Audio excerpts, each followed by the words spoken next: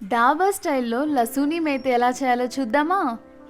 First అయితే కడాయి పెట్టేసుకొని heat అయిన తర్వాత పల్లీలను వేసుకొని ఫ్రై అయిన తర్వాత పుట్నాల పప్పు వేసుకొని అవి కూడా ఫ్రై అయ్యాక నువ్వులను కూడా వేసుకొని ఫ్రై చేసుకొని కొంచెం చిటపట అనంగానే ఆఫ్ చేసుకొని చల్లారిన తర్వాత గ్రైండ్ చేసి పక్కన పెట్టుకోవాలి.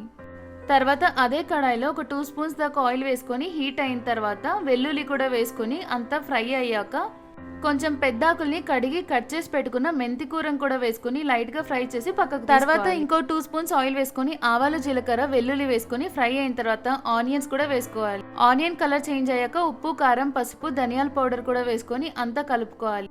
పచ్చివాసన పోయిన తర్వాత మనం ఆల్రెడీ గ్రైండ్ చేసి పెట్టుకున్న మిక్చర్ ఉంది కదండి, అది కూడా వేసుకొని బాగా కలపాలి. ఇది కలిపిన తర్వాత పైన ఆయిల్ స్ప్రెడ్ అవుతుంది, అలా ఆ టైం వరకు ఫ్రై చేసుకోవాలి.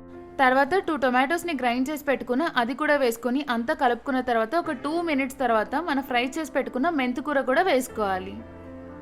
ఒక 1 to 2 మినిట్స్ తర్వాత గ్రేవీకి సరిపడా వాటర్ కూడా వేసుకొని అంతా కలిపేసుకొని మూత పెట్టేసి ఒక 5 to 7 మినిట్స్ పాటు లో టు మీడియం ఫ్లేమ్లో కుక్ అవ్వనివ్వాలి. మధ్య మధ్యలో కలుపుతూ ఉండాలి, లేదా అడుగు అంటేస్తుంది. వీడియోలో చూయించేలాగా కుక్ అయిన తర్వాత తడకా కోసం ఆయిల్ హీట్ అయ్యాక వెల్లుల్లి ఎండుమిర్చి వేసి ఫ్రై చేసుకొని ఇందులో వేసుకోవాలి. దీనివల్ల ఇంకా ఫ్లేవర్ బాగుంటుంది.